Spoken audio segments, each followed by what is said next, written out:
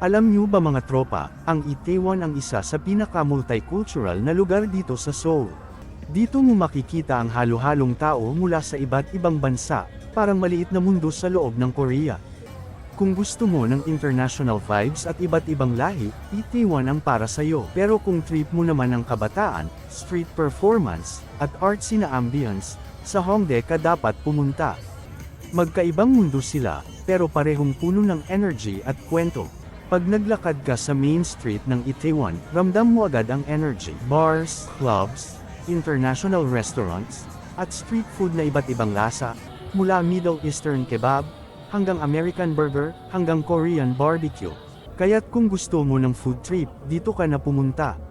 Itaewon din ang paboritong shooting location ng ilang K-drama, gaya ng Itaewon Class na nagpakilala lalo sa lugar na ito sa buong mundo.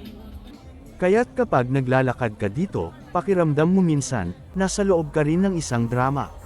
Pero hindi lahat ng karanasan dito sa Itaewon ay maganda. Kapag sobrang dami ng tao, mahirap gumalaw at minsan delikado pa.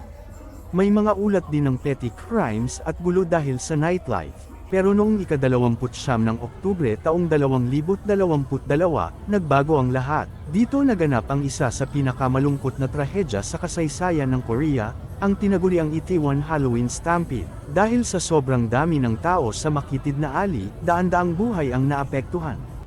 Mahigit 150 ang namatay, at marami pa ang sugatan. Isang paalala na sa likod ng mga ilaw at musika, may mga panganib na kailangang bantayan. Huwag natin kalimutan ang mga biktima at ang kanilang mga pamilya. At naway magsilbing aral ito sa lahat, na ang kaligtasan ay laging higit sa kasiyahan. Ganito ang Itaewon, isang lugar ng saya, pagkakaiba-iba, at buhay na hindi natutulog. Ako si Mang Jose, nagsasabing, di bale ng pagod sa gala, basta't may bagong karanasan at kwento na maibabahagi sa inyo. Follow for more.